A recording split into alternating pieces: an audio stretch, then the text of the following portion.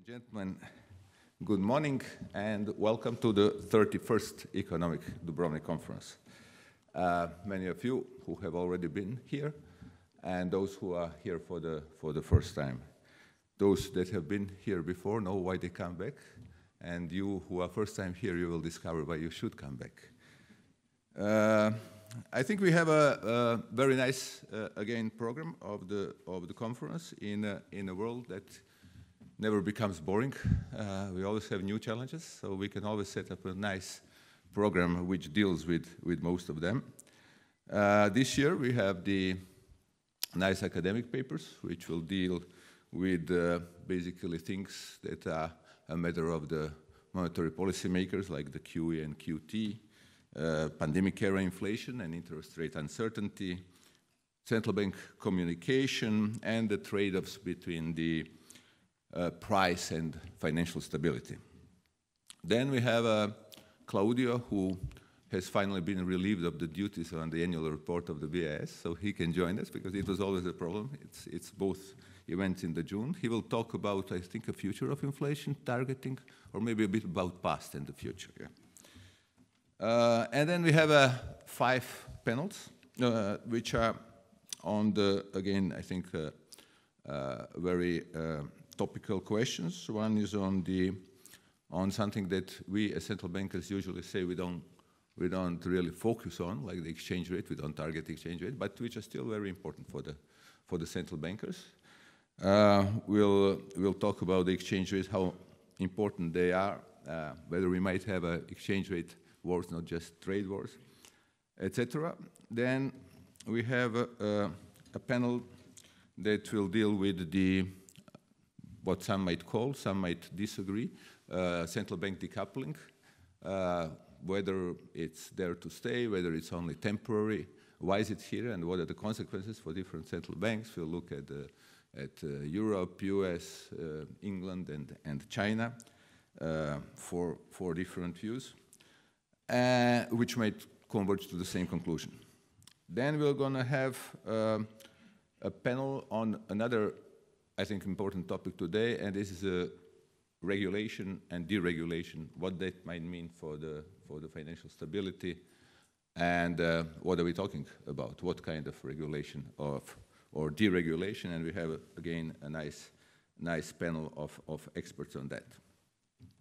Then we have a panel tomorrow also on the climate, which I think stays important in spite of some recent changes. I think it's an issue that will be with us for many years. So it's in a way update on where we are, thinking about the climate change and what can be done about that. And last but not least, we will talk about something which is important for us in the ECB, and that's the digital euro, CBDC, central bank digital currency, a project that is in a progress.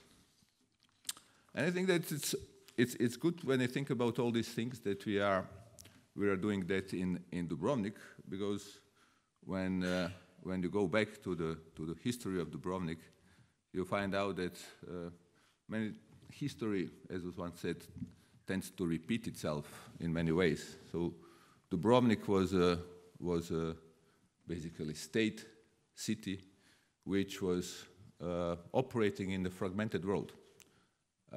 It was nested basically between the two great powers. One were the Venetians, and the other one were the Ottomans. And it was not easy to navigate such a polarized world. Dubrovnik neither had a large territory nor a large army. So basically the way to do the business was by not trying to dominate, but trying to connect. So it signed a series of treaties, both with the Christian and with the Muslim states, which were guaranteeing at that time safe, tax-advantaged trade and ensuring that its merchants have access to all the markets in Mediterranean. The Republic's strategy was to create an environment that was stable and therefore attractive to the foreign traders, while still preserving the interests of the local merchants. The people of Dubrovnik understood that trade is not merely for profit. So they emphasized in their documents, if you have time, you can go to the museum, testify to that. They emphasized the ethics, reputation, predictability, and long-term planning as the basis for a healthy trade environment. One of Dubrovnik's most remarkable thinkers from the 15th century, Benedikt Kotruljević, or Benedetto Cotrugli, in his book On Trade and the Perfect Merchant, wrote, "Even though trade is full of change and uncertainty, it still follows certain noble rules, both general and specific, which every merchant must understand." This was to say that the merchant of that era was seen as a proponent of trust and stability, someone whose success depends on following principles that benefited not just themselves, but the society as a whole. So even back then, Dubrovnik understood that trade is not a zero-sum game, but a win-win dynamic that raises prosperity for all sides through the cooperation and not through the confrontation. And while Dubrovnik's economic model was based on trade, its leaders also wisely balanced what the openness and what we would today call strategic autonomy. They understood the value of smart tariffs and the customs policy, set low enough to stay competitive and keep trade flowing. It was a trading state, basically. That was the main thing that they did. But they calibrated both to protect the city's autonomy and to fund public needs. They also invested strategically in shipbuilding, offering targeted subsidies to support a sector which was vital to their maritime strength. Of course, if you're a trading nation, you need ships. So this was not industrial policy for its own sake, but in service of a broader national strategy, ensuring competitiveness and autonomy in providing top-notch transport service for its merchants and trade parties.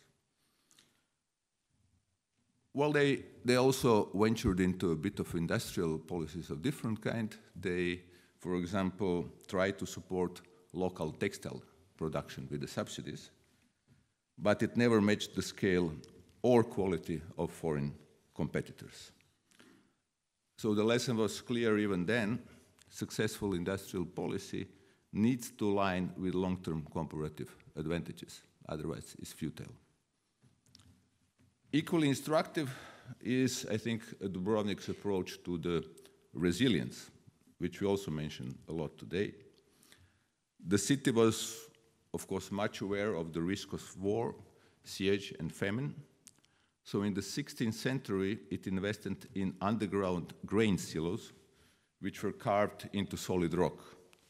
These silos, called rupe, or holes, could store enough supplies to feed the population for a full year. So they still exist today. If you go and see the ethnographic museum, you can see through the glass floor down the storages which were built at that time. These reserves weren't just practical, they call them strategic reserves. They reduced dependency on external supplies and gave Dubrovnik the confidence and autonomy to negotiate from the position of strength even in crisis time. So I would say that the lessons from Dubrovnik history about balancing openness, protection, relying on predictability, rules, smart policies, and some strategic autonomy are valid also today, and that's why I think it's good today to talk in the city of Dubrovnik about the issues which are kind of, again, quite similar to those in which Dubrovnik citizens lived at those times. So with that, I will only remind you that except for work, we always have a nice social program. We will be going to the Dubrovnik tonight for a nice dinner in Arsenal. And we will take you for a boat trip dinner tomorrow evening. So we will continue to invest in our social networking and the social capital that we developed over the 30 years before. So thank you very much. Wish you all a good conference. And with that, I will leave it to Jan, a veteran of the conference, to start the presentation.